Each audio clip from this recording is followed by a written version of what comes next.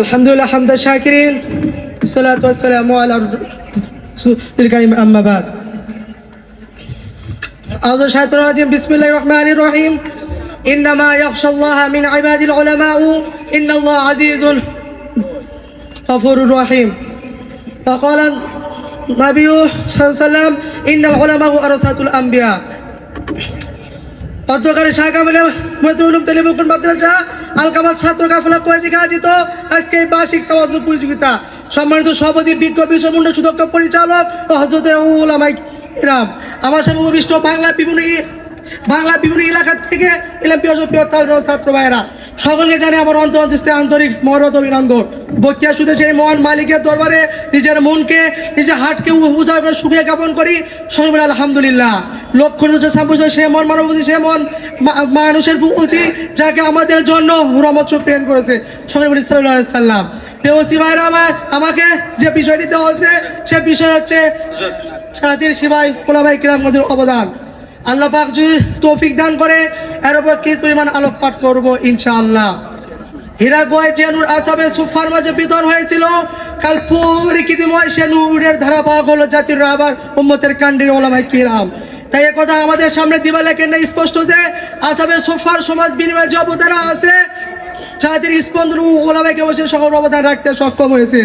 তাই উপস্থিত ভাইয়েরা আমরা ইতিহাসের পাতায় লক্ষ্য করলে দেখতে পাই আমাদের আগামী ওলামাই এমনগণ যেমন হযরত কাসেম নানুতুবি রহমাতুল্লাহ আলাইহি, হযরত ইমদাদুল্লাহ মুহসিন মক্কি রহমাতুল্লাহ আলাইহি সহ বিভিন্ন আলেমগণ যে বিশেষ ভূমিকা পালন করেন।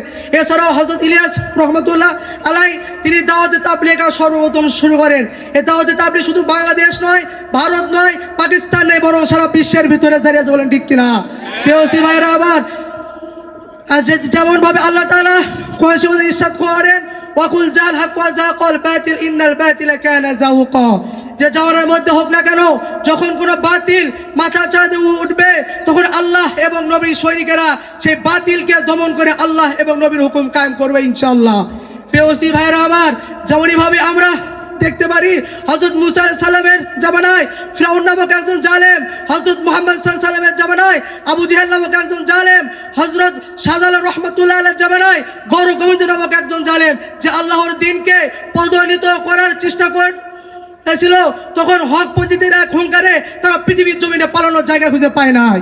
প্রিয় ভাইরা যদি আবারও আমাদের সময়ে এরকম আবু জেহেলের মতো কোনো জালেম, ফিরাউনের মতো কোনো জালেম, গৌরগোবিন্দের মতো জালেম আল্লাহর দ্বীনকে পদদলিত করার চেষ্টা করে তখন উলামায়ে কিরামগণ তাদের বুকের তাজা রক্ত ঢেলে দিয়ে তাদের বিরুদ্ধে জিহাদের ঘোষণা করবেন।